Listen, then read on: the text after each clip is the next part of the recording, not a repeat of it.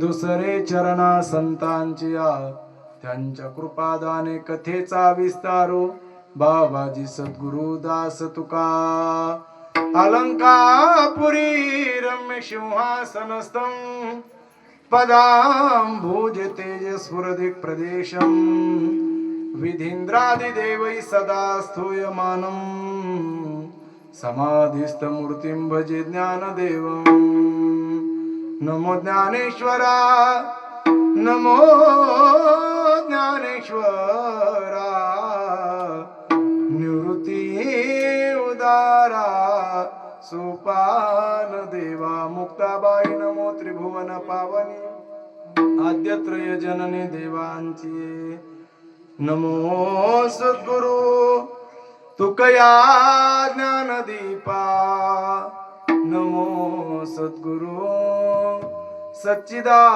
सच्चिदानंद रूपा नमो सद्गुरु भक्त कल्याण मूर्ती नमो सद्गुरु भास्करा पूर्ण कीर्ती सेवे लागी सेवक झालो तुमच्या लागलो निज चरणा अहो स्वामी तुकया देवा यावरी न करावा अवेर अधिष्ठान जेथे प्रतिष्ठान देखा तिथे जन्मला तो गुणातीत जयाचे निनामे तुके जन्म व्यथा नमस्कार माझा सद्गुरु एकनाथा शरण शरण एकनाथा पायी माता ठेविला नका पाहू गुन्हा दोष झालो दास पायाचा एकनाथा पायी माता ठेविला नका पाहू गुन्हा दोष झालो दास पायाचा शरण शरण एकनाथा पायी माता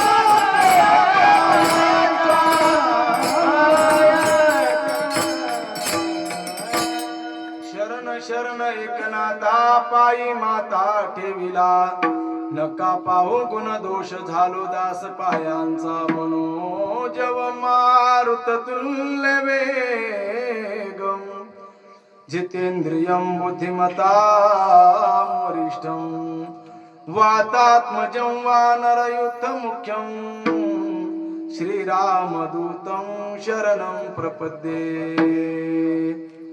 एक गावे आम्ही थोडा विको कमी करा आवाज थोडा मोकळा करा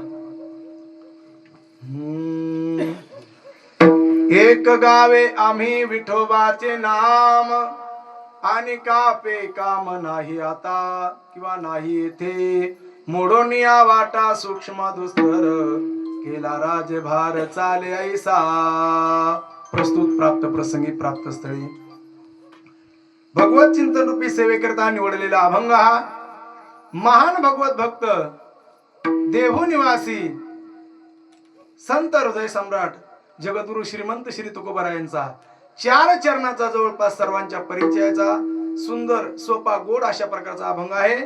प्रस्तुत या अभंगामधून जगद्गुरु श्री तुकाराम महाराज भगवान परमात्म्याच्या नामाविषयीची एक विधता एक निष्ठता प्रकट करत आहेत. विठाला विठाला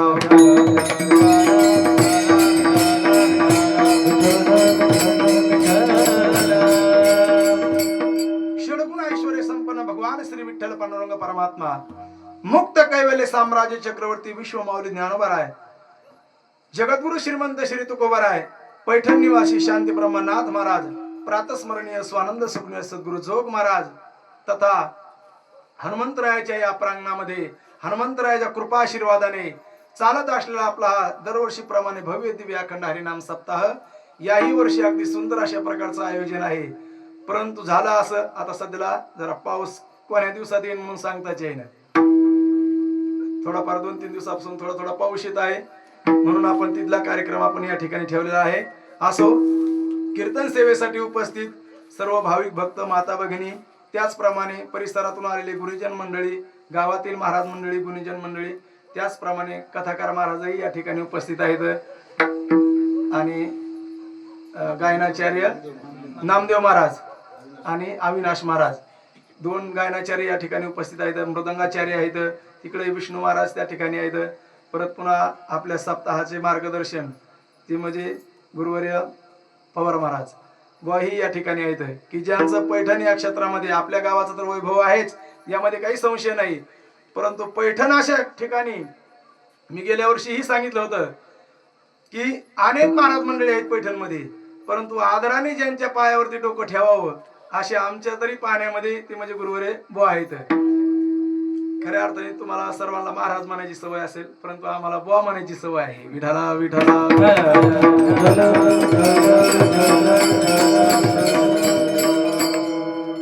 आपल्या सर्वांच्या भव्य उपस्थितीमध्ये तास दीड तास मी चिंतन करण्याचा प्रयत्न करणार आहे. अभंग तुकोबारायचा आहे. या अभंगामधून जगद्गुरु श्रीमंत श्री तुकोबाराय भगवान परमात्म्याच्या नामाविषयीची एक विधता एक निष्ठता प्रकट करत आहेत. अभंगाच्या प्रस्तावनेच्या दृष्टीने आपल्या समोर 2-3 वर्ग ठेवत आहे मी. जगद्गुरु तुकोबाराय कधी कधी भगवान परमात्म्याच्या विषयीची एक विधता प्रकट करतात, कधी कधी भगवान परमात्म्याच्या रूपाविषयीची एक विधता प्रकट करतात, तर कधी कधी भगवान परमात्म्याच्या चरणाविषयीची आणि चौथी एक विधता ती म्हणजे भगवान परमात्म्याच्या नामाविषयीची. विठाला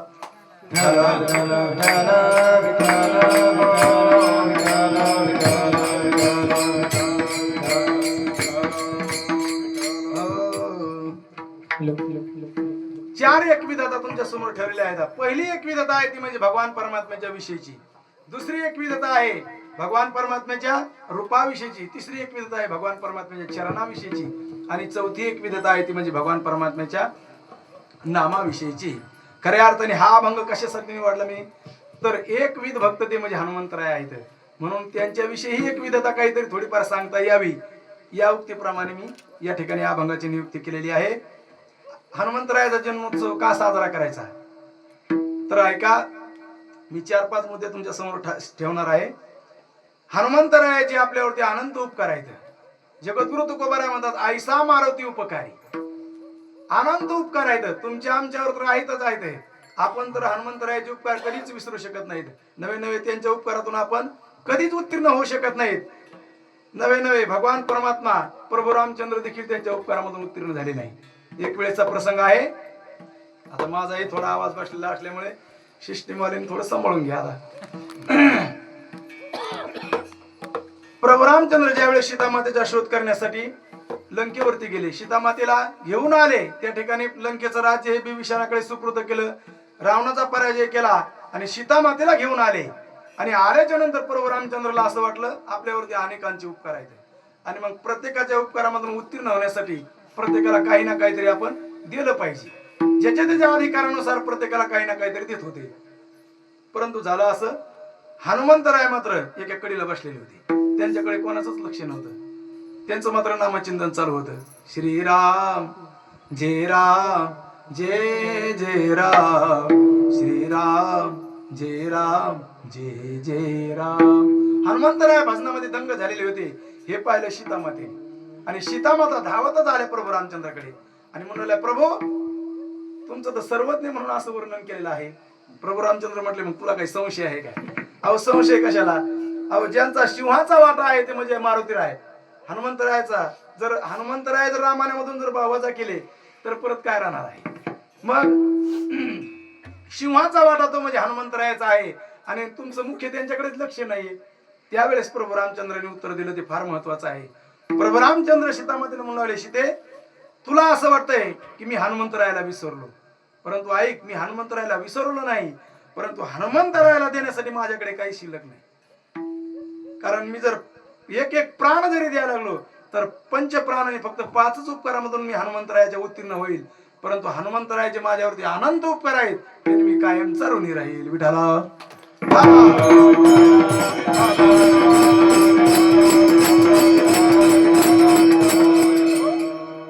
देव जर संतांच्या उपकारामधून, हनुमंतरायाच्या उपकारामधून जर प्रभू रामचंद्र जर उत्तीर्ण होत नसतील तर तुम्ही आम्ही उत्तीर्ण होणार आहेत का? नाही. कारण हनुमंतरायाचे उपकारच तेवढे आहेत. कोणाकोणावरती उपकार आहेत हनुमंतरायाचे? तर हनुमंतरायाचे पहिले उपकार आहेत प्रभू रामचंद्रावरती, दुसरे उपकार आहेत सीतामातेवरती, तिसरे उपकार आहेत लक्ष्मणावरती, चौथे उपकार आहेत बिभीषणावरती, 5वे उपकार आहेत सुग्रीवावरती, 6वे उपकार आहेत भरतावरती. विठाला विठाला.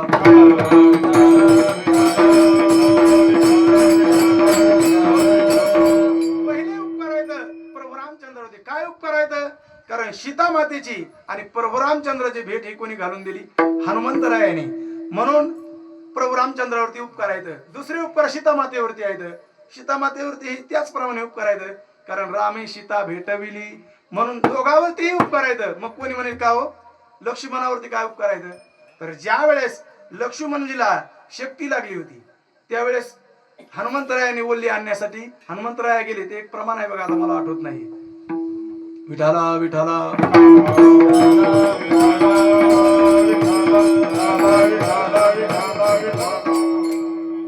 आठवत असलं तर पाठवायला, नसलं आठवत तर राहू.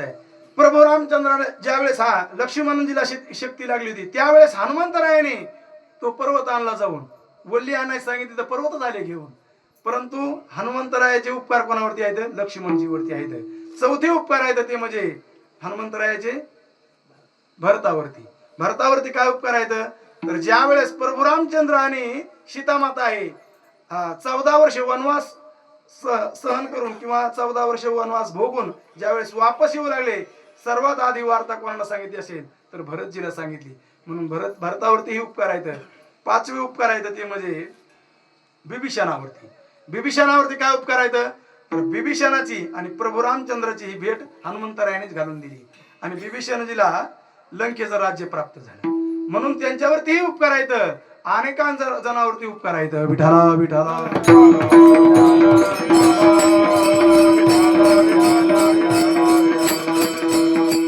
असे अनंत उपकार आहेत तुमच्या आमच्यावरती. म्हणून हनुमंतरायाचा आपण जन्मोत्सव साजरा करतो. प्रभू रामचंद्राचा आपण जन्मोत्सव साजरा करतो. का करतो? प्रभू रामचंद्राचेही आपल्यावरती उपकार आहेत, हनुमंतरायाचे संतांचे आपल्यावरती उपकार आहेत, म्हणून आपण हा भव्य दिव्य या ठिकाणी आपण कार्यक्रम उत्सव साजरा करतो. आणि या ठिकाणी आजची दुसऱ्या क्रमांकाची सेवा माझ्या महत भाग्याने मज पामाराकडे प्राप्त झालेली आहे. आज या सेवेसाठी जगद्गुरु तुकोबरायचा अभंग निवडलेला आहे. या अभंगामधून जगद्गुरु तुकाराम महाराज भगवान परमात्म्याच्या नामाविषयीची एक विधता प्रकट करतात. प्रस्थानाच्या दृष्टीने आपल्या समोर 4 वर्ग ठेवले होते. पहिली एक विधता आहे भगवान परमात्म्याच्या विषयीची. भगवान परमात्म्याच्या विषयीची एक विधता, एक निष्ठता प्रकट करत असताना महाराज म्हणतात, जो रुक्माईचा पती नाम भगवान परमात्मा तो आम्ही आमच्या चित्तामध्ये धारण केलेला आहे. एक धरिला चित्ती रखुमाईचा पती, चांगलं. आम्ही रखुमाईचा एका धरिला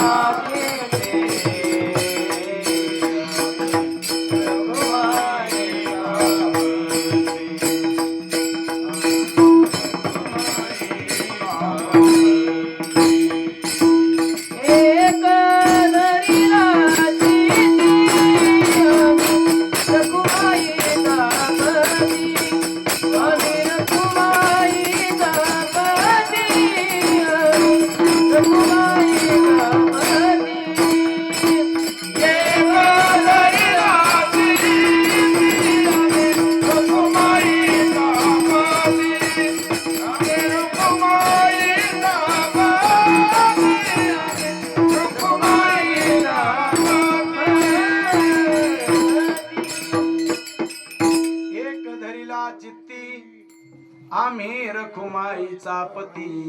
ही भगवान परमात्म्याच्या विषयीची एक विधता आहे. भगवान परमात्म्याच्या विषयीची एक विधता प्रकट करत असताना जगद्गुरु तुकोबारायांनी पतिव्रता माऊलीचं उदाहरण दिलेलं आहे. ज्याप्रमाणे पतिव्रता स्त्री आपल्या पतीसोबत एक निष्ठा असते, पतिव्रते जैसा भ्रतार प्रमाण आम्हा नारायण तैशा परी. किंवा पतिव्रता नेने अनेकांची स्तुती सर्व भावे पती ध्यानी मनी.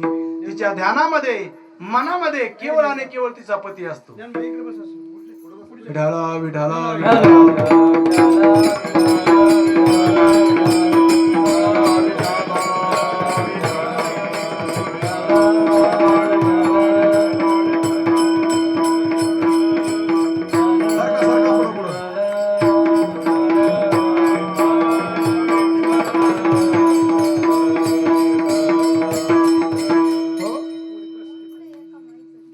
या ठिकाणी जगद्गुरु तुकोबारायांनी पतिव्रता माऊलीचं उदाहरण दिलेलं आहे.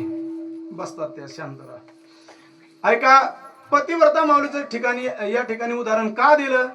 खऱ्या अर्थाने आईचं किंवा ताईचं उदाहरण दिलं नाही तुकोबारायांनी. का दिलं नाही? कारण प्रेमाच्या संबंधाने आई किंवा ताई श्रेष्ठ आहे, परंतु एक निष्ठतेच्या संबंधाने ही पत्नी श्रेष्ठ आहे, आईपेक्षाही आणि ताईपेक्षाही. कशावरून? कारण बघा तुम्ही आतापर्यंत इतिहासाचा जर आपण विचार केला तर एकही उदाहरण असं नाही की एखादा महापुरुष मरण पावला आणि त्याच्यासोबत सती त्याची आई किंवा ताई गेली, असं उदाहरण आहे का? नाही. परंतु पत्नी मात्र सती गेलेली अशा अनेक उदाहरण आहेत. म्हणून तुकोबारांनी या ठिकाणी पतिव्रता माऊलीचं उदाहरण घेतलेलं आहे. ज्याप्रमाणे तिच्या ध्यानामध्ये मनामध्ये तिचा पती असतो, तसं महाराज म्हणतात आमच्याही ध्यानामध्ये मनामध्ये तो परमात्माचा आहे. पांडुरंग ध्यानी पांडुरंग मनी जागृती स्वप्नी जागृती स्वप्नी जागृती स्वप्नी पांडुरंग पांडुरंग ध्यानी पांडुरंग मनी. जगद्गुरु तुकोबारांनी या ठिकाणी पतिव्रता माऊलीचं उदाहरण घेतलेलं आहे. किंवा आणखीन एक उदाहरण देतात तुकोबाराय, ज्याप्रमाणे लोभी मनुष्य असतोय, लोभी माणसाचं सर्वात जास्ती प्रेम कशावरती असेल तर धनावरती असते. तो कुठेही जाऊ द्या तरी त्याला सर्वात जास्ती आवडतं ते म्हणजे धन. सर्व भावे लोभ्या आवडे धन आम्हा नारायण तैशा परी आम्हा नारायण तैशा परी विठाला विठाला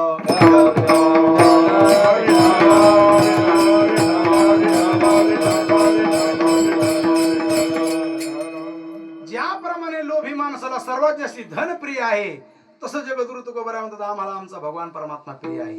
पांडुरंग ध्यानी पांडुरंग म्हणी, ही जी एक विधता आहे ना, ती भगवान परमात्म्याच्या विषयीची एक विधता आहे. दुसरी एक विधता प्रकट करत असताना महाराजांनी रूपाची एक विधता प्रकट केलेली आहे. रूपाविषयीची एक विधता प्रकट करत असताना महाराज म्हणतात, देवा तुझं मला ते रूप आवडते. कोणचं? जे गोजिर आहे. रूप हा. गोजिरे सगुण, आवडे रूप गोजिरे सगुण, आवडे रूप गोजिरे सगुण, आवडे रूप गोजिरे सगुण. पाहतालो चरण सुखावले, पाहतालो चरण सुखावले, आता दृष्टी पुढे ऐकाचे पुराणे, आता दृष्टी पुढे ऐकाचे पुराणे. महाकाल चरण सुखावले, महाकाल चरण सुखावले, आता दृष्टी पुढे ऐकाचे पुराणे, आता दृष्टी पुढे ऐकाचे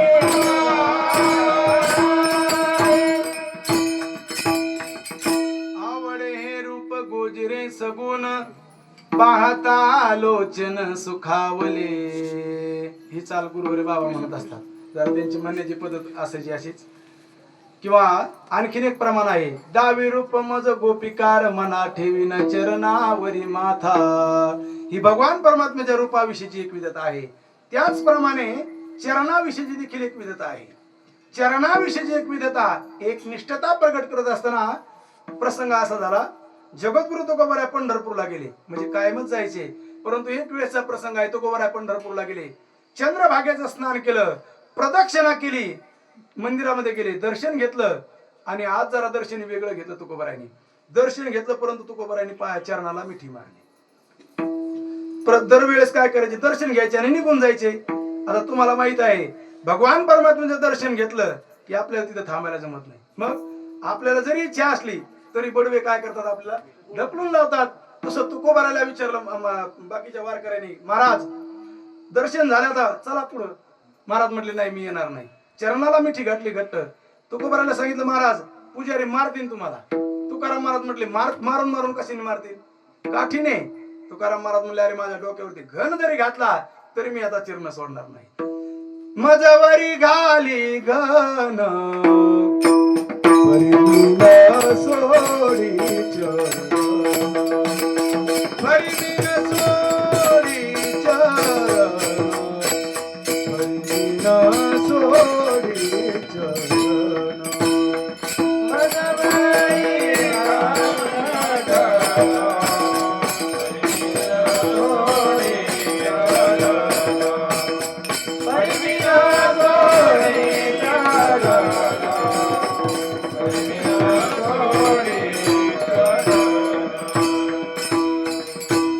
मजवरी घाली घन परिमीन सोडी चरण. ही जगद्गुरु तुकोबराची चरणाविषयीची एक विधता आहे. ज्याप्रमाणे भगवान परमात्म्याच्या विषयीची, भगवान परमात्म्याच्या रूपाविषयीची, भगवान परमात्म्याच्या चरणाविषयीची एक विधता पाहिली, त्याचप्रमाणे जगद्गुरु तुकोबरा आहे नामाविषयीची देखील एक विधता प्रकट करतात. आणि नामाविषयीची एक विधता, एक निष्ठता प्रकट करत असताना महाराज अभंगाच्या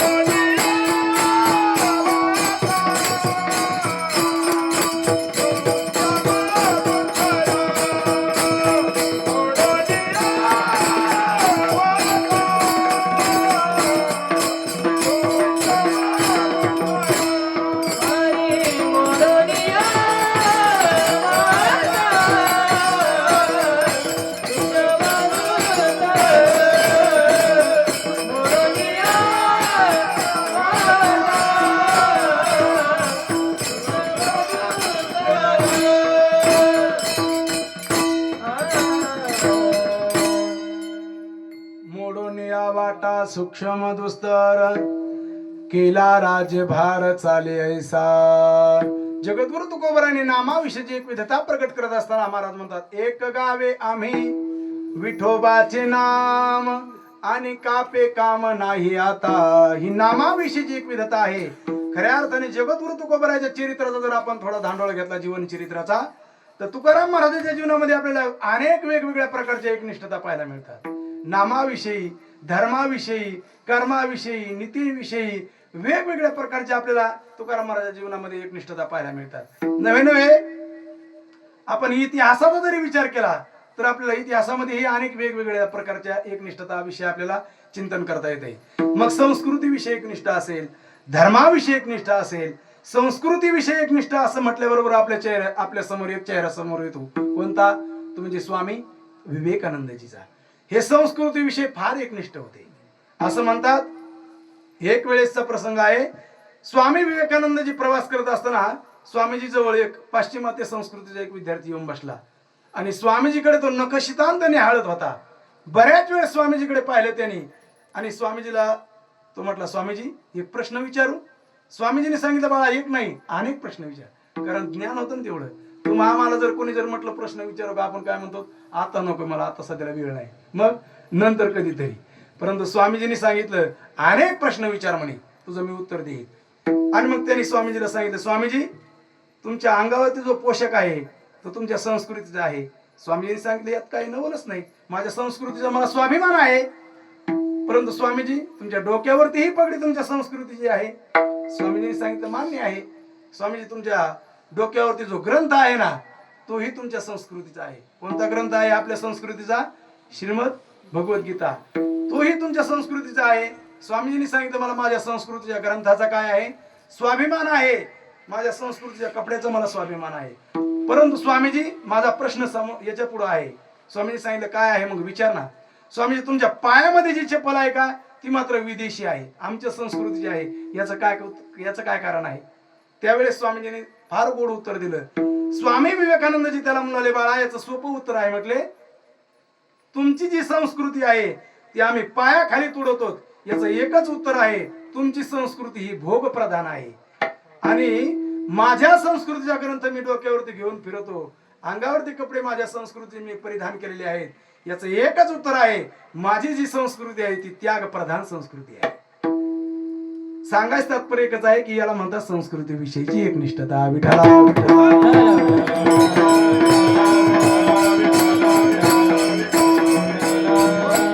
खऱ्या अर्थाने आपली जी संस्कृती आहे ना ती खरंच आदर्श संस्कृती आहे. पाश्चिमात्य संस्कृतीचा विचार करायला नकोय. संदीपान महाराज गुरुवारी संदीपान दादा हाशेगावकर महाराज एक उदाहरण सांगत असतात पाश्चिमात्य संस्कृतीचं. नवरा बायको जोडपे कुठेतरी राहत होते आणि पती काहीतरी कामासाठी बाहेर गेला आणि मग लहान लहान मुलाचे भांडणं लागले. हे काही पत्नीला आवडत नव्हते लहान लहान मुलं आणि मग ती धावत पळत पतीकडे गेली बोलून आणण्यासाठी आणि गेल्याच्या नंतर मग ती, अहो ऐकलं का? तिचा नवरा म्हटला, काय सांग ना म्हणे. अहो तुमचे मुलं आणि माझे मुलं आपल्या मुलाला मारत आहे. तुमच्या लक्षात आलं का? तुमचे मुलं आणि माझे मुलं आपल्या मुलाला मारत आहेत. याचं उत्तर असं आहे की तुमचं लग्न माझ्या अगोदर कोणासोबत तरी झालेलं होतं आणि त्या पत्नी सोबतचे 2 मुलं आणि माझंही तुमचं लग्न होण्याच्या अगोदर एक लग्न झालेलं होतं, त्या पती सोबतचे 2 मुलं आणि आता जे आपल्याला झालेले मुलं आहेत यांना ते मुलं मारत आहेत. ही कोणती संस्कृती आहे? पाश्चिमात्य संस्कृती आहे. विठाला विठाला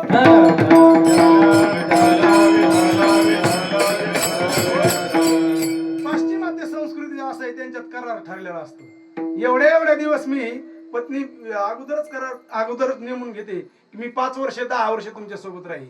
परंतु आपली संस्कृती तशी नाही. आपली संस्कृती ही आदर्श संस्कृती आहे आणि कृतज्ञता प्रधान संस्कृती आहे. विठाला विठाला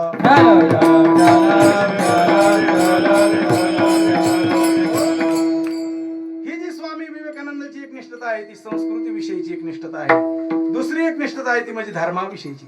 धर्माविषयीची एक निष्ठता असं म्हटल्याबरोबर आपल्या समोर दुसरा चेहरा उभा राहतो, तो म्हणजे छत्रपती संभाजी महाराजांचा. शिवाजी महाराज देखील संभाजी महाराजांचा जास्ती चेहरा आपल्या लवकर समोर येतो. का? कारण संपूर्ण आयुष्य धर्मासाठी दिलं, नवे नवे शेवटी बलिदान देखील धर्मासाठीच दिलं, मरण स्वीकारलं परंतु धर्मांतर स्वीकारलं नाही, याला म्हणतात धर्मनिष्ठ. असं म्हणतात. ते एक चित्रपट आलेला आहे सध्याला, कोणता तो छावा चित्रपट का काय, त्याच्यामध्ये आपल्याला लक्षात येईल फार महाराज त्याच्यामध्ये एवढे हाल केलेले आहेत संभाजी महाराजांचे, फार हाल केलेले आहेत. नवे नवे एका महात्म्याचं मी आता एक व्हिडिओ पाहिला, त्यांनी सांगितलं संभाजी महाराजांचे एवढे हाल केले, एक दिवस या दंडाचा हा कातड काढल्या जायचं, एक दिवस या दंडाचं, एक दिवस या मांडीचं, एक दिवस या मांडीचं, अशी कातडी काढल्या जायची, त्याला मीठ घोळासल्या जायचं, नवे नवे लाल बुंद करून डोळ्यामध्ये सळ्या खोपासल्या परंतु धर्मांतर केलं नाही, शेवटी मरण स्वीकारलं परंतु धर्मांतर स्वीकारलं नाही, याला म्हणतात धर्मनिष्ठ.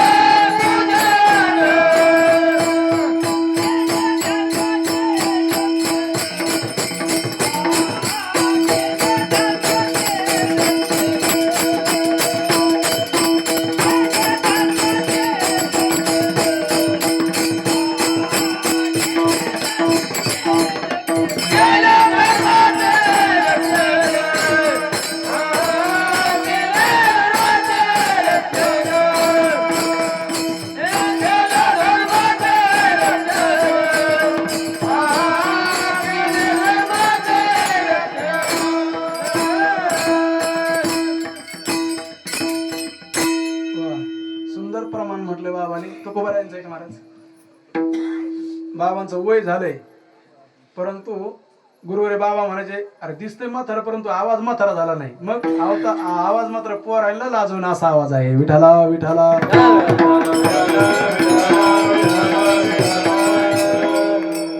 संभाजी महाराजांचं उदाहरण मी तुम्हाला सांगितलं धर्माविषयीची, फार धर्माविषयक निष्ठ होते. धर्माविषयी आणखीन आपल्याला काही उदाहरण देता येतील.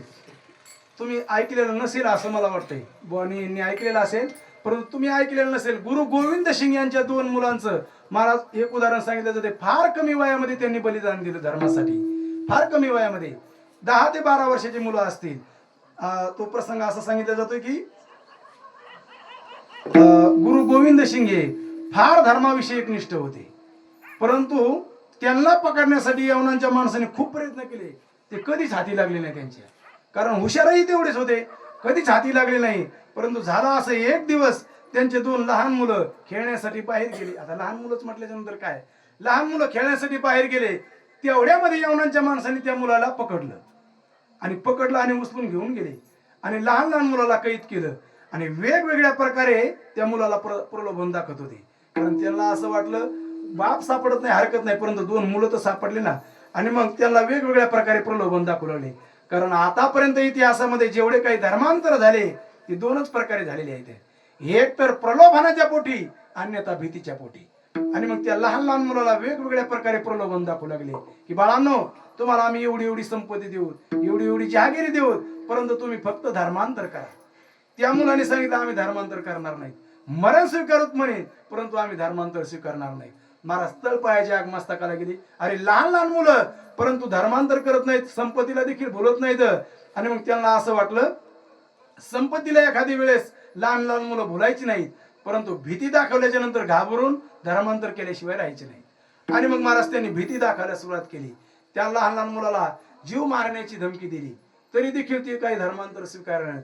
आणि मग त्यांनी प्रसंग असा केला, हात पाय बांधून मध्यंतरी लहान लहान मुलाला उभं केलं आणि 2 भिंती रचायला सुरुवात केल्या. अशा या मायकासारखं त्यांना उभं केलं हात पाय बांधून आणि 2 भिंती रचायला सुरुवात केल्या, कारण त्यांना त्या भिंतीमध्ये गाडून मारायचं होतं मुलाला. आणि मग महाराज कमरापर्यंत भिंत रचत आणली आणि पुन्हा एकदा त्या मुलाला विचारलं, बाळांनो आता तरी धर्मांतर करा, अन्यथा मरावं लागेल या भिंतीत गाडून. महाराज ते मुलं एका धर्मनिष्ठ महात्म्याचे होते. त्यांनी सांगितलं आम्ही धर्मांतर करणार नाहीत. का करणार नाहीत? कारण हम हिंदू थे, हम हिंदू है और हम हिंदू ही रहेंगे. आम्ही धर्मांतर करणार नाहीत. महाराज मग तर आणखीनच त्यांना राग आला. गळ्यापर्यंत भिंत रचत आणल्या 2 आणि पुन्हा एकदा त्या लहान लहान मुलाला विचारण्यात आलं, बाळांनो आता तरी धर्मांतर करा, अन्यथा मरावं लागेल. त्या मुलाने पुन्हा तेच वाक्य वापरलं, हम हिंदू थे, हम हिंदू है और हम हिंदू ही रहेंगे. महाराज लहान लहान मुलं होते 10 ते 12 वर्षाचे. इतिहासाने ज्या प्रसंगाची नोंद घेतलेली आहे, त्या भिंतीमध्ये गाडून त्या मुलाला मारलो, परंतु त्याही मुलाने महाराज मरण स्वीकारलं, परंतु धर्मांतर स्वीकारलं नाही. हे बोलणं सोपं आहे, परंतु प्रसंग आल्याच्या नंतर एवढं सोपं नाही. विठाला विठाला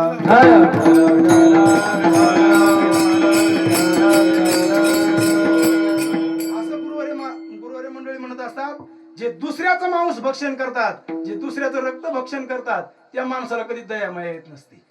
लहान लहान मुलाला भिंतीमध्ये गाडून मारलं, परंतु तेही एका धर्मनिष्ठ महात्म्याचे मुलं होते. धर्मांतर स्वीकारलं नाही त्यांनी. मला सांगा या जागेवरती तुमची आमची मुलं असती तर काय प्रसंग झाला असता? काय झाला असता? धर्मांतरच झालं असतं. गुरुवारी मारुती बाबा एक उदाहरण सांगत असतात, बाबाने ऐकलेलं असेल, ऐका. बाबा म्हणत असतात एका गावामध्ये श्रीमद भागवत कथा चालू होती. जशी आपल्या गावामध्ये चालू आहे ना, तशी सुंदर अशा प्रकारे श्रीमद भागवत कथा चालू होती एका गावामध्ये. आणि श्रीमद भागवत कथा म्हटलं की जास्तीत जास्त उपस्थिती कोणाची असती?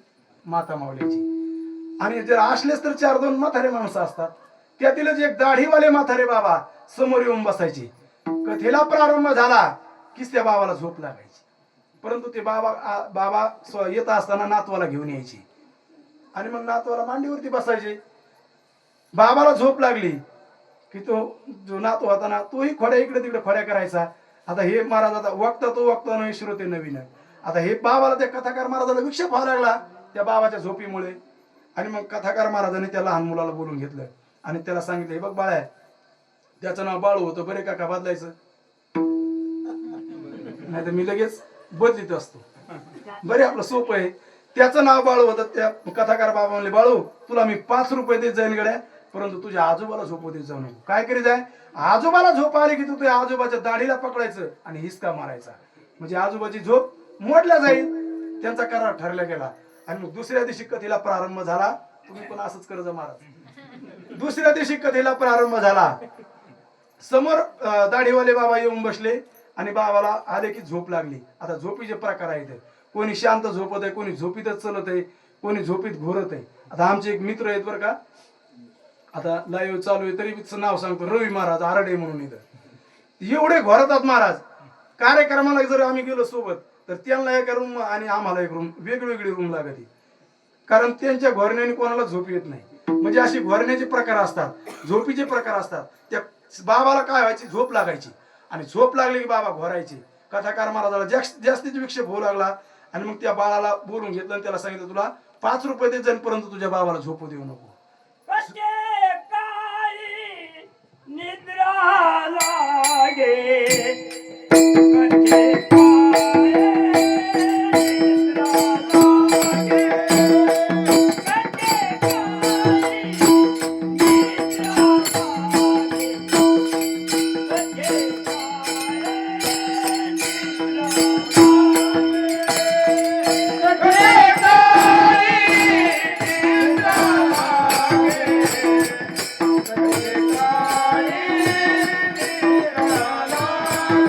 ईश्वर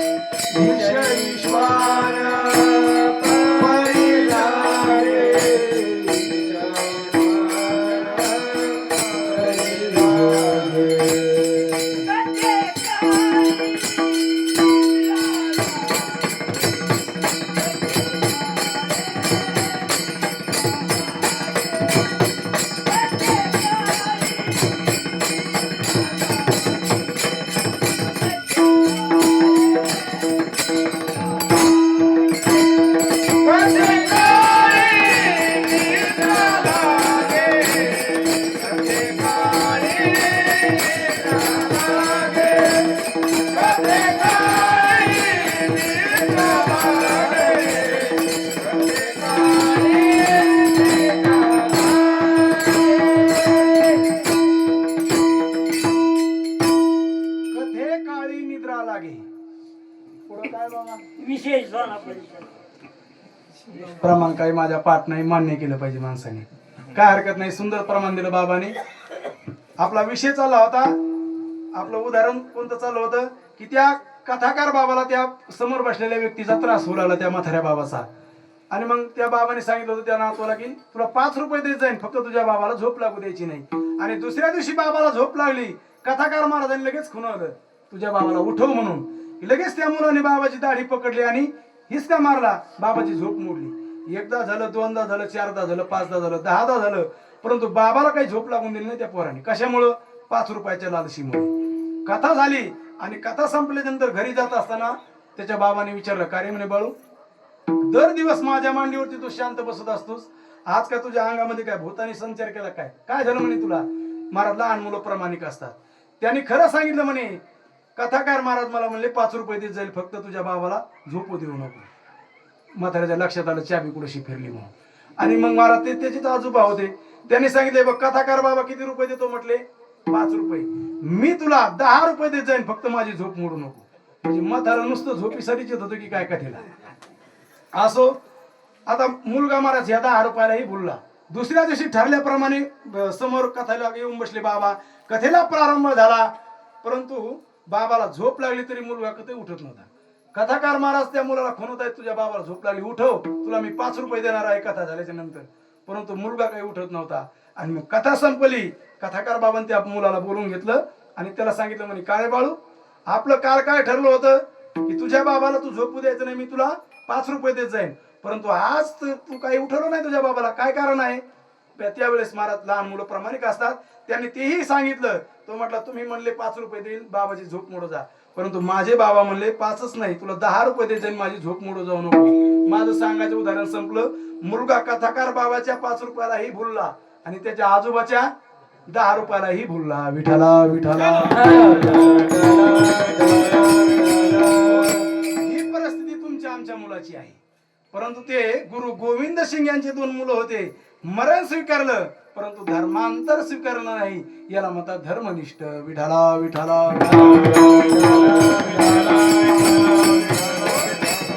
आपल्याला वेगवेगळ्या प्रकारे एकनिष्ठतेविषयी चिंतन करता येते. जगद्गुरु तुकोबारायचं जीवन चरित्र पहा. तुकाराम महाराज म्हणतात, आम्ही देखील धर्माचे पालन करणे पाखंड खंडन, हेची आम्हा करणे काम, बीज वाढवावे नाम. त्याचप्रमाणे तुकोबराय नामाविषयी एक विधता प्रकट करत असताना म्हणतात, एक गावे आम्ही विठोबाचे नाम आणि कापे काम नाही आता. प्रत्येक संतांचं जीवन चरित्र पहा. प्रत्येक संत महात्म्याने भगवान परमात्म्याचं नामचिंतन केलं, ते बी एकनिष्ठतेने. न करी अनेकांचा पांगिला, नामधारक तुझाची अंकिला, नामधारक तुझाची अंकिला. ही भगवान परमात्म्याच्या नामाविषयीची एक निष्ठता आहे, भक्तीविषयीची एक निष्ठता आहे. का हो तुकोबर आहे एवढं तुम्ही एक विध का? कारण भगवत प्राप्तीचे तर अनेक मार्ग सांगितलेले आहेत, मग तुम्ही भक्तीचा नामचिंतनाचाच का आग्रह करतात? तर महाराज म्हणतात अन्य जी वाट आहेत त्या अन्य जी वाट आहेत त्या अत्यंत सूक्ष्म आहेत, दुस्तर आहेत, त्या वाटेने सर्वांना जाता येत नाही. म्हणून त्या वाटा आम्ही मोडीत काढून जेणेकरून सर्वांना जाता येईल असा राजमार्ग प्रशस्त केला. अभंगाचं दुसरं चरण. मोडून या वाटा सूक्ष्म दुस्तर, वा वा. मोडून या वाटा सूक्ष्म दुस्तर, मोडून या वाटा सूक्ष्म दुस्तर, मोडून या वाटा मोडून या वाटा सूक्ष्म दुस्तर, मोडून या वाटा सूक्ष्म दुस्तर, मोडून या वाटा सूक्ष्म दुस्तर, मोडून या वाटा सूक्ष्म दुस्तर. केला राजभार चालेसा, केला राजभार चालेसा, मोडून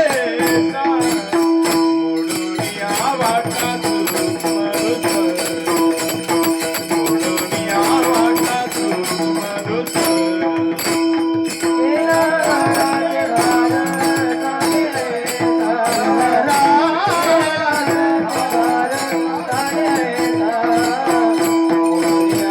वाटा सूक्ष्म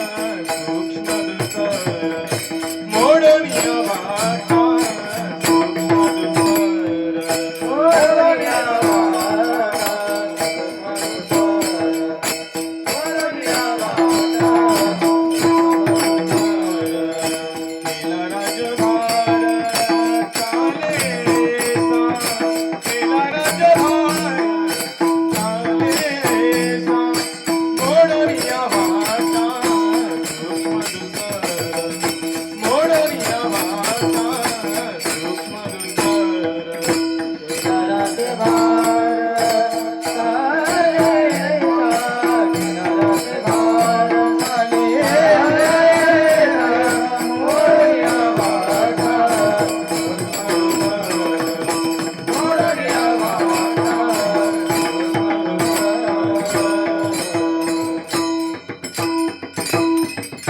मोडून या वाटा सूक्ष्म दुस्तर, केला राजे भार चाले ऐसा. ज्यावेळेस जगद्गुरु तुकोबराला विचारलं महाराज एवढा आग्रह का, त्यावेळेस तुकोबराने सांगितलं कलियुगामध्ये अन्य जी वाटा आहेत त्या वाटाला झाला टीबी. काय झालाय? अवघ्या वाटा झाल्या क्षीण, कलीन घडे साधन, उचित विधी विधान, न कळे न घडे सर्वथा. मग या कलियुगामध्ये भक्ती पंथ बहु सोपा, पुण्य नागवे या पापा. येणे जाणे खेपा, येण्याची एके खंडती, भक्ती पंथ बहु सोपा, पुण्य नागवे या पापा. नामचिंतन भक्ती साधना ही सोपी आहे. अन्य जी साधना येतात त्या अन्य साधना अत्यंत सूक्ष्म आहेत, अत्यंत कठीण आहेत. खऱ्या अर्थाने भगवत प्राप्तीचे अनेक मार्ग आहेत. कर्म मार्ग आहे, ज्ञान मार्ग आहे, उपासना मार्ग आहे, योग मार्ग आहे, अनेक मार्ग आहेत. परंतु महाराज ते मार्ग आपल्याला सहजासहजी आपल्याला अवलंबन होत नाहीत. नवे नवे आपल्याला ते करणं शक्य नाही. मला सांगा योग मार्ग तुमच्या आमच्या होईल का? अहो आपण 2 तास कीर्तनामध्ये 56 वेळेस मांडी मोडतो. आपल्याला योग करणं सोपं आहे का? नाहीये. नवे नवे विश्वमाऊली ज्ञानोबराय म्हणतात, योगाची वाटा जे निघाले गा सुभटा, तया दुःखाचा चिवाटा भागाला. स्वानंद सुखदेव सद्गुरु जोग महाराजांचा प्रसंग आहे. जोग महाराज एक वेळेस योग करत होते. असं म्हणतात काही चूक झाली तर त्यांच्या हृदयामध्ये धोके कमी जास्त पडू लागले. म्हणजे योग करणं सोपं नाहीये. तर तुम्हाला आम्हाला केव्हा करता येणार योग? योग मार्ग ही कठीण आहे. दुसरा मार्ग प्राण निरोधन मनोजय हठ योग.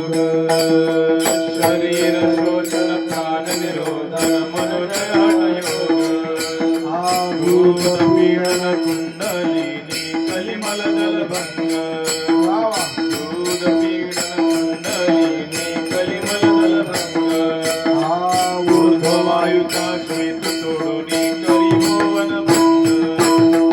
ऊर्ध्ववायुचा श्वेत तोडुनी करी मोहन भंग.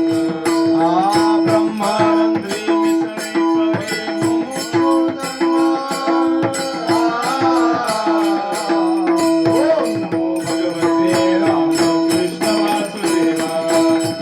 ओम नमो भगवते रामकृष्ण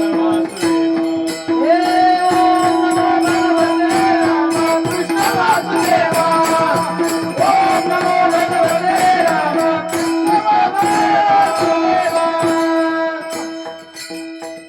योग मार्ग सोपा नाही. शरीर शोषण प्राण निरोधन मनोजय हठ योग. हे का सोपं आहे काय? मग योग मार्ग ही कठीण आहे. दुसरा मार्ग तो म्हणजे कर्म मार्ग. असं म्हणतात, मंत्र चेळेत थोडा तरी धडची होय वेडा. आणखीन एक प्रमाण आहे बघा असंच एक, विठाला विठाला कर्म धर्म नव्हती सांग, पुण्या अंगे बदल, पुण्या अंगे बदल, पुण्या अंगे बदल. कर्म धर्म नव्हती सांग, पुण्या अंगे बदल,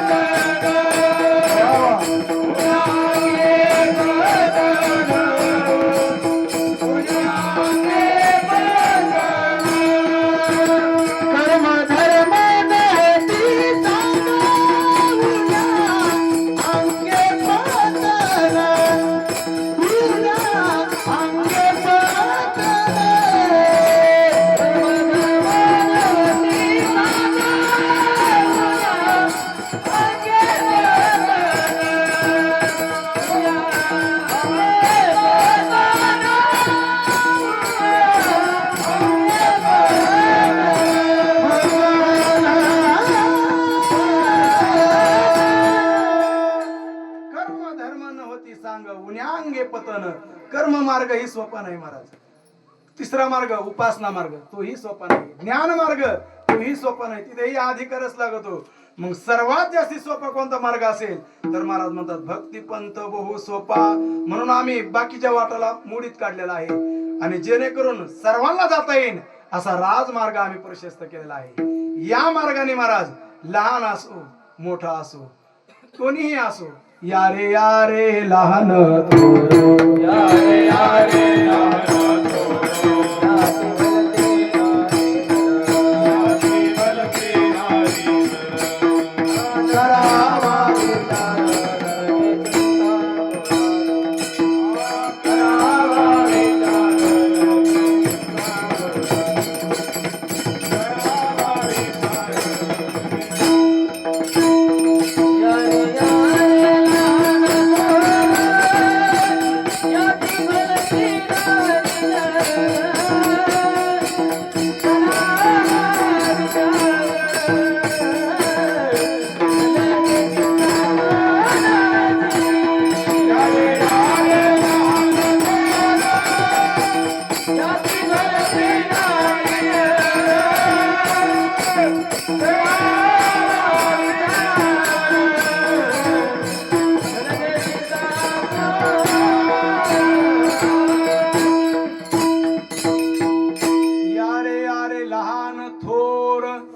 जाती भलत्या नारी नर करावा विचार न लगे चिंता कोणास किंवा सकळासी येथे आहे अधिकार कलियुगी उद्धार हरी नामे.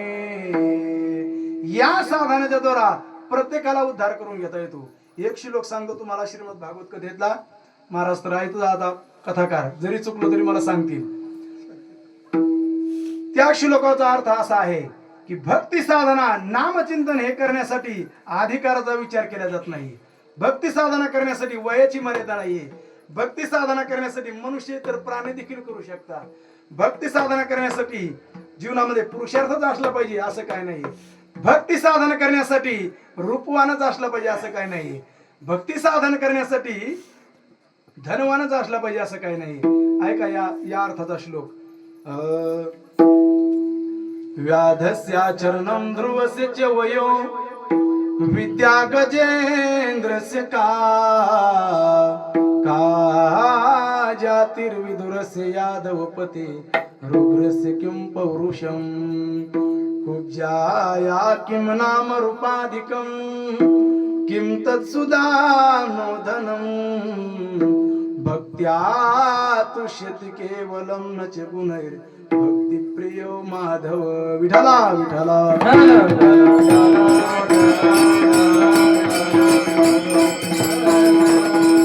या श्लोकाचा अर्थ असा आहे व्याधस्य आचरणम. वाल्या कोळ्याचं कोणतं आचरण चांगलं होतं? आयुष्यभर तोडा मारा झोडा हेच केलेलं होतं, परंतु भक्तीमध्ये अधिकार ठरला गेला. भक्ती केलीस ना.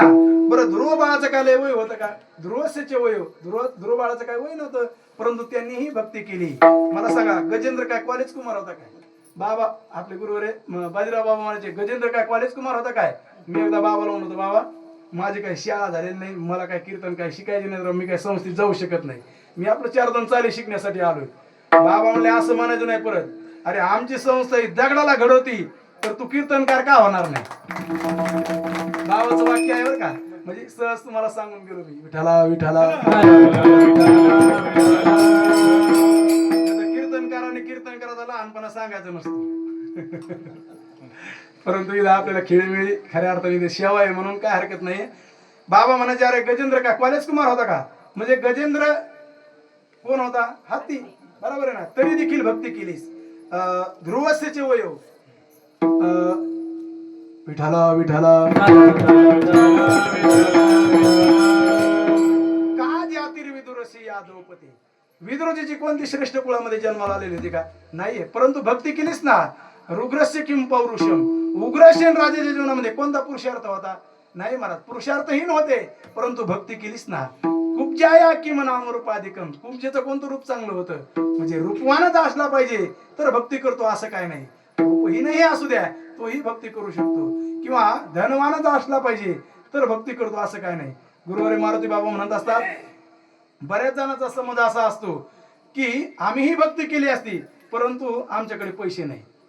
अरे भक्ती करण्यासाठी, अभ्यास करण्यासाठी, नामचिंतन करण्यासाठी पैशाची काय आवश्यकता नाहीये. सुदामदेव ब्राह्मणाकडे कोणतं धन होतं? 18 आयुष्य दारिद्र्य, परंतु भक्ती केली का नाही? कारण भगवान परमात्मा भुकेलेला कशाचा आहे? व्याध काय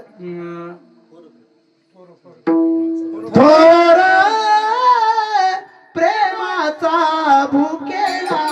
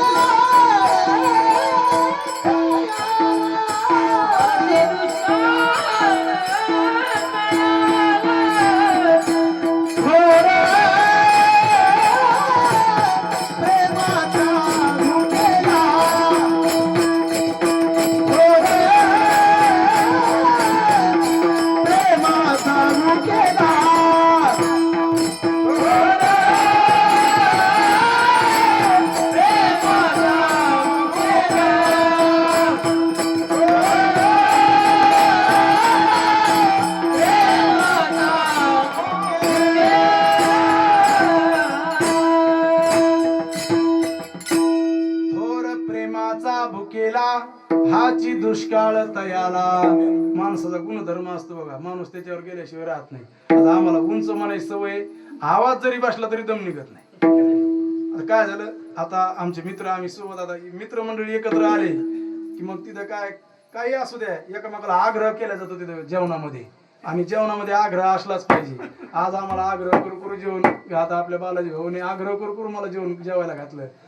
आणि श्रीखंड होता बाबा, श्रीखंड. आता त्याला म्हणलं आता जरा सध्याला वातावरण बरं नाहीये, श्रीखंड खाल्लं की काहीतरी घशाला होईल काहीतरी. त्यांनी सांगितलं नाही नाही, मी एक वाटी घेतो, तुम्ही एक वाटी घ्यायची. आमचा दुसरा मित्र होता, तो म्हणला मी 2 वाट्या घेतो, तुम्ही फक्त मी 2 घेतले की तुम्ही 1 घेत जायची. आता म्हणलं तू 2 घ्यायला लागला म्हणजे आम्हाला 1 तरी घ्यावं लागेल ना. आणि त्याच्या एकमेकाच्या काय म्हणते त्याला तटी तटीने आवाज बसला गेला, विठाला विठाला.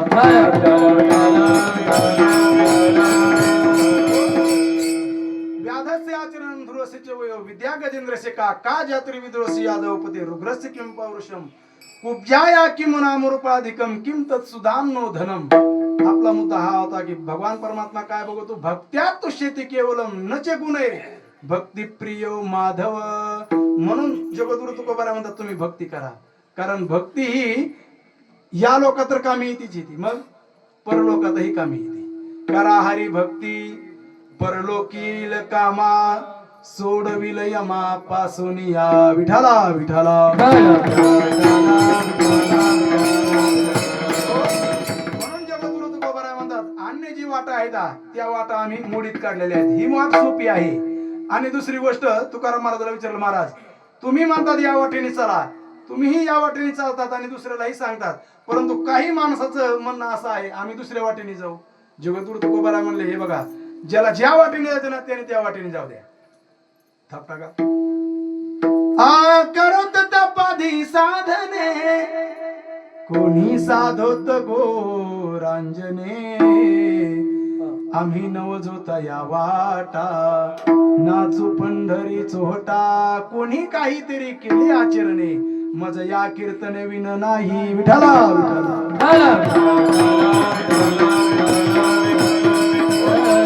तुकोबारा म्हणतात कोणाला कोणत्याही वाटेने जाऊ द्या, परंतु आम्ही मात्र हा मार्ग सोडणार नाही.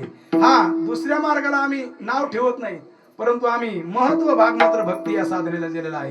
खऱ्या अर्थाने ज्ञानोबाराय असतील, तुकोबाराय असतील, नाथ महाराज असतील, प्रत्येक संतांचं जीवन चरित्र पहा. सर्व संतांनी भक्ती साधनेला महत्व दिलेलं आहे. ज्ञानोबाराय म्हणजे सामान्य नाही, मग ज्ञानोबारायांचं वर्णन असं केलेलं आहे, तू तव ज्ञानाचीच मूर्ती. नवे नवे नाथ महाराज तर म्हणतात, कैवल्याचा पुतळा प्रगटला भुतळा चैतन्याचा जिव्हाळा ज्ञानोबा माझा. साधकाचा माय बाप दरुषणे हरे ताप सर्वाभूती सुखरूप ज्ञानोबा माझा.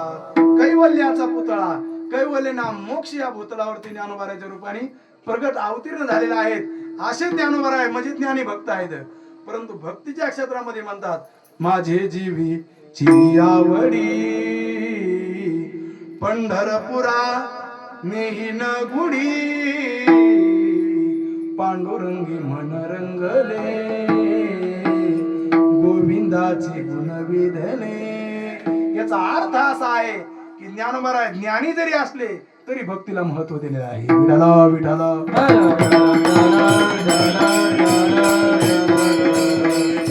म्हणून जगद्गुरु तुकोबाराय म्हणतात आम्ही देखील भक्ती करतो आणि भक्तीचाच प्रचार करतो. म्हणून या ठिकाणी देखील महाराज म्हणतात, मोडून या वाटा अन्य वाटा मोडून या वाटा सूक्ष्म दुस्तर केला राजे भार चाले ऐसा. महाराजाला विचारलं, महाराज या वाटेने चालत असताना आणखीन काही नामचिंतनाचा नियम असला तर सांगा. त्याचा नेम महाराज अभंगाच्या तिसऱ्या लावणी गदंग त्रुटी टाळ घोष. लावणी गदंग त्रुटी टाळ घोष. लावणी गदंग त्रुटी टाळ घोष.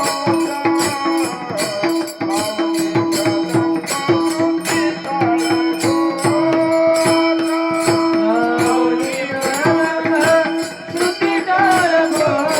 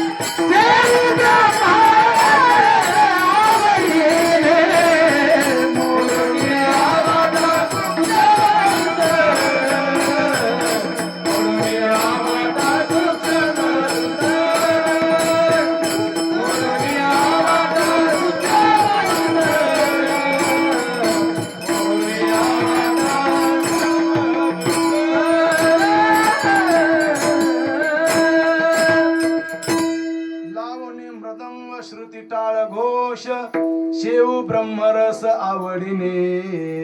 जगद्गुरु तुकोबरा म्हणतात लावणी मृदंग, लावणी विना, श्रुती म्हणजे विना, आणि याच्यामध्ये नामचिंतन करा. खऱ्या अर्थाने वाद्याचे 3 प्रकार सांगितलेले आहेत.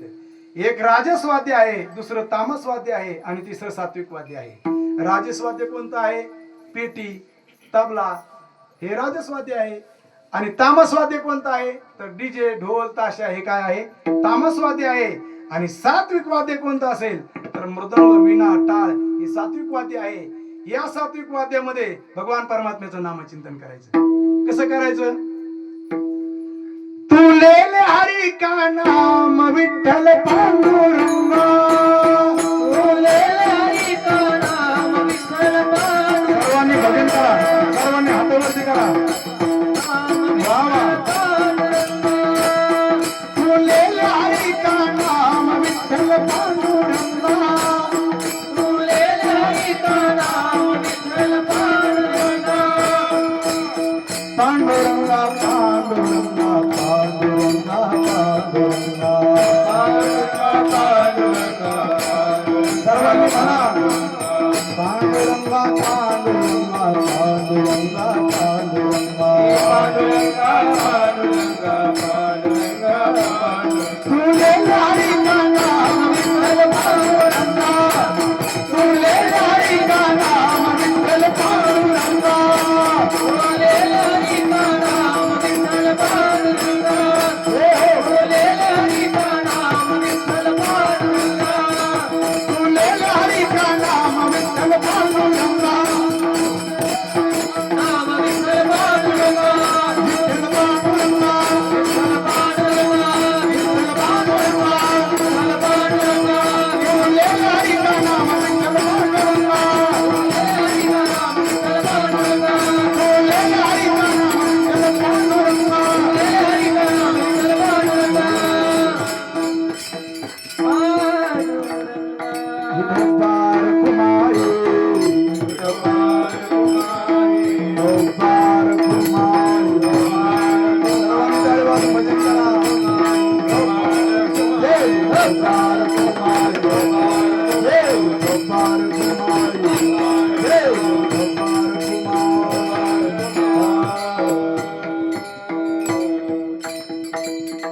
लावणी मृदंग श्रुती टाळ घोष शिव ब्रह्मरस आवडीने. खरं सांगा, असं भजन म्हटल्याच्या नंतर आनंद होतो का नाही?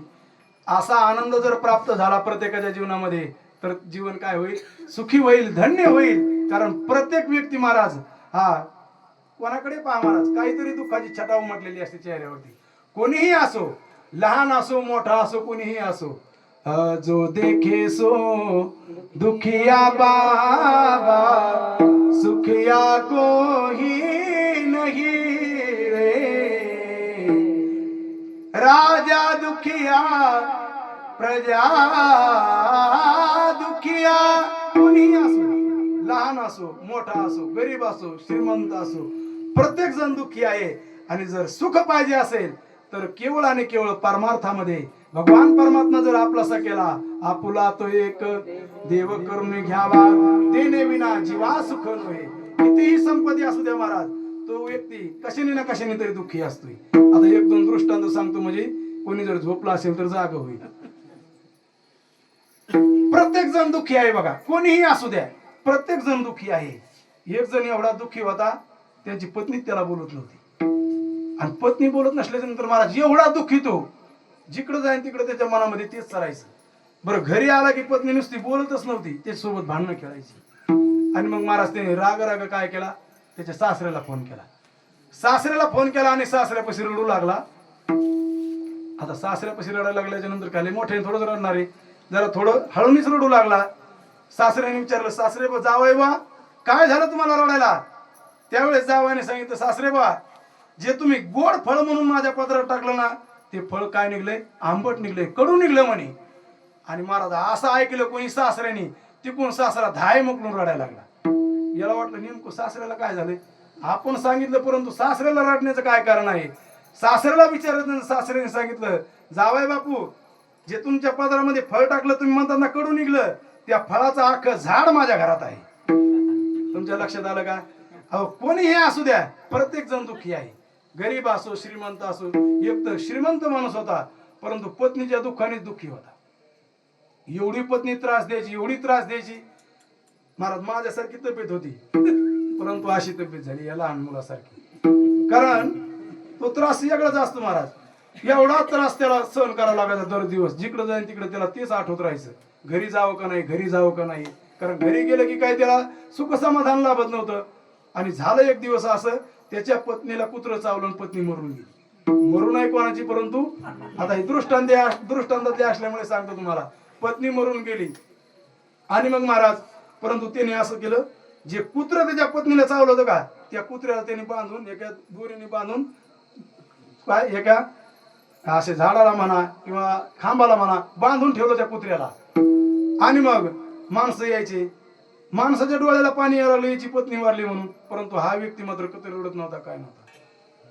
याचं कारण काय होतं, याला वाटायचं बरं झालं ही पिढा गेली कायमची आपल्या मागची. कारण त्रास देत होती त्याला. उलट तो म्हणायच्या कुत्र्याचे आपल्यावरती उपकार आहे, त्या कुत्र्याला आता सोडायचं नाही. कुत्र्याला एवढा जीव लावा लागला तो. पत्नी इकडे मरण पावलेली, कुत्र्याला बिस्किट खाऊ घालायला लागलाय. आणि मग महाराज थोड्या वेळाने प्रेत यात्रा निघाली. आता ती आता तुम्हाला सर्वांना ज्ञात आहे. आता याला काही मूल बाळ नव्हतं. हे म्हटलं मीच आता या पत्नीला पाणी पाजणार आहे. मला ते काय म्हणतात आपल्या इकडे, शिकाळी म्हणतात का काय, शिकाळी म्हणतात. एका हातामध्ये शिकाळी आणि एका हातामध्ये त्याने कुत्र घेतलं. तो म्हटला या कुत्र्याला सोडायचं नाही. मला आता बायको तर सोडून गेली बरं झालं, परंतु कुत्र सोडायचं नाही. मला आता आपल्या जीवनात आता हे शेवटचं कुत्रचे म्हणला. कुत्र एका हातामध्ये, ती शिकाळी एका हातामध्ये. प्रेत यात्रा निघाली. समोर गेल्याच्या नंतर त्याचा मित्र आला. मित्र आला समोरून. मित्र म्हणला काय रे सच्या, बरे सचिन ना चांगले. तो म्हणला सच्या अरे कुत्र्याची भानगड काय. तो म्हटला माझी पत्नी वारली, तुला माहित नाही का. तो म्हटला पत्नी वारली हे मान्य आहे मला माहित आहे, म्हणूनच आलो ना मी, परंतु कुत्र्याची भानगड काय आहे. तो म्हटला हेच कुत्र माझ्या पत्नीला चावलंय. त्याला वाटलं हेच कुत्र चावलं, आता या कुत्र्याला मसन वाटाण्यामध्ये न्यायला लागलेत, म्हणजे या कुत्र्याला चितेवरती टाकतात काय की. तो म्हटला नाही तसं नाही. मग हे कुत्र्याचं पाय गुन्हा असा आहे म्हणे, एवढं कुत्र गुन्हे आहे म्हणे, हे कुत्र चावलं की माणूस मरत आहे. आता महाराज तू त्या दुःखाने दुःखी होता ना. तो म्हटला मग सचिन एक कर ना म्हणला, हे कुत्र मला आजच्या दिवस दे. तो म्हटला कशाला. म्हटला माझी ही पत्नी एवढी त्रास देते का नाही, हे कुत्र चावलं म्हणजे एकदाची मरून तरी जाईल. तो म्हटला असं का.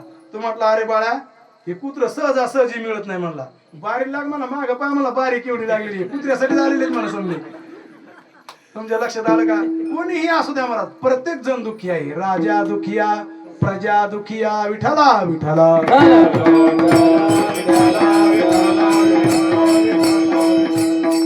सुख जर पाहिजे असेल तर महाराज म्हणतात लावणी मृदंग श्रुती टाळ घोष शिव ब्रह्मरस आवडणे.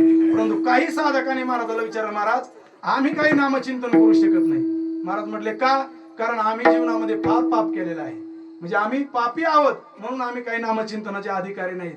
महाराजांनी सांगितलं आहे पापी नाही, मग महापापी जरी असलात तरी या नामचिंतनाच्या द्वारा उद्धार झाल्याशिवाय राहत नाही. अभंगाचं शेवट तुका म्हणे महापातके पतित, तुका म्हणे महापातके पतित,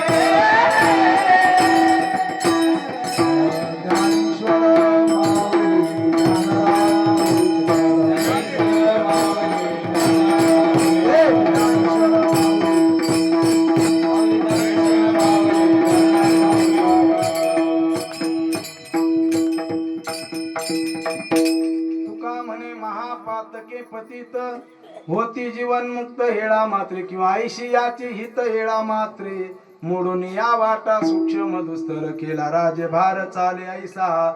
आपला खऱ्या अर्थाने वेळ संपलेला आहे. या चरणावरती अनेक आपल्याला उदाहरण पाहायला मिळतात. आज्या मेळ्याचं उदाहरण पाहता येते, परत पुन्हा वाल्या कोळ्याचं उदाहरण पाहता येते. परंतु आता आपला वेळही संपलेला आहे. खऱ्या अर्थाने मला वाटत नव्हतं 2 तास म्हणजे मला बोलता येईल म्हणून, परंतु जसं जसं बोलत गेलो तसं तसं आवाज आता कीर्तनाची वेळ संपली आणि आता आता आवाज काय व्हायला लागलाय, फुलायला लागलाय. परंतु असो, झालेले कीर्तन रूपी सेवा तुम्हा सर्वांच्या चरणी सेवा समर्पित करतो. या ठिकाणी बुवा आहेत म्हणजे आपले सर्वांचे बाबा आणि खऱ्या अर्थाने आपले बाबांचे चुलते. सुंदर अशा प्रकारे ती ही स्वतः त्यांच्या 4-5 दिवसाचा कार्यक्रम होतोय. 7 दिवसाचा असतं का? 7 दिवसाचा सुंदर असा कार्यक्रम असतो. मला वाटतं गेल्या वर्षी मी काल्याच्या कीर्तनाला आलतो. सुंदर कार्यक्रम करतात तेही. आपल्या गावामध्ये 10 का 12 का 10-11 कार्यक्रम होतात. सोपी गोष्ट नाहीये. एक कार्यक्रम म्हटलं की तिथं राजकारण येते. आपल्या गावामध्ये 10-11 कार्यक्रम होत आहेत. खऱ्या अर्थाने तुम्हाला द्यावे तेवढे धन्यवाद. तुमच्या चरणावरती एकदा साष्टांग दंडवत करतो आणि याच ठिकाणी सेवेला पूर्ण विराम देतो. विठ्ठल जय जय.